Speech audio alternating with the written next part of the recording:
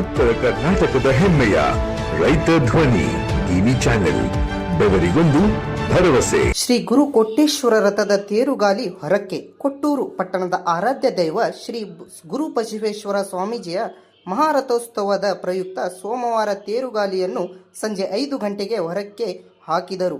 February 22ರಂದು ವಿಜೃಂಭಣೆಯಿಂದ ಜರುಗಲಿರುವ ಮಹಾರಥೋತ್ಸವದ ಪ್ರಯುಕ್ತ ಸಂಜೆ ಹಿರೇಮಠದಿಂದ ವಾದ್ಯ ಮೇಳದೊಂದಿಗೆ ತೇರುಗಡ್ಡೆಯಿಂದ ಬಸ್ ನಿಲ್ದಾಣದ ಹತ್ತಿರ ಬಂದು ಸುಸೂತ್ರವಾಗಿ ತಲುಪಿಸಿತು. ಸಕಲ ಬಿರುವಾದಗಳ ಮೂಲಕ ಶ್ರೀ ಸ್ವಾಮೀಜಿಯ ನೆರವಿದ್ದ ಭಕ್ತರು ಶ್ರೀ ಕೊಟ್ಟೂರು ದೊರೆಯೇ ನಿನಗ್ಯಾರು ಸರಿಯೇ, ಸರಿ ಸರಿ ಎಂದವರ ಹಲ್ಲು ಮುರಿಯೇ, ಬಹುಪರಾಕ್ ಎಂದು ಘೋಷವಾಕ್ಯ ಮುಳುಗಿಸುತ್ತಾ ರಥದ ಗಡ್ಡೆಯನ್ನು ಹೊರಹಾಕಲಾಯಿತು. ಕ್ರಿಯಾಮೂರ್ತಿಗಳಾದ ಶ್ರೀ ಶಿವಪ್ರಕಾಶ್ ದೇವರ ರಥದ ಗಡ್ಡೆಯನ್ನು ಹತ್ತಿ ಸುಗಮವಾಗಿ ತೇರುಗಾಲಿ ಹೊರಹಾಕಿದಲಾಯಿತು.